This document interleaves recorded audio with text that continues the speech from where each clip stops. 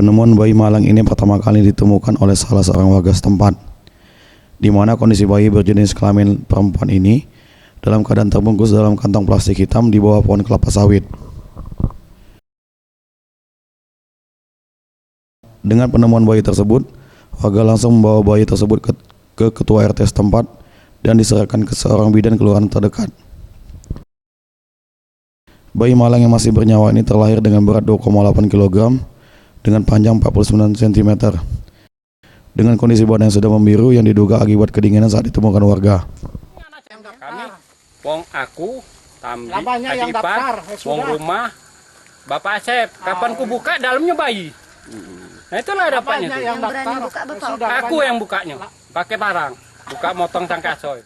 Kemudian dari kita mau diselidiki tidak lanjutnya untuk pelaku orang tuanya tuh yang membuang bayi tersebut.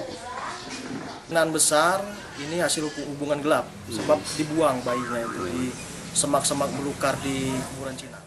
Bayi yang belum berumur 1 hari ini untuk sementara waktu dititipkan petugas kepolisian di tempat perawatan praktik bidan kelurahan setempat.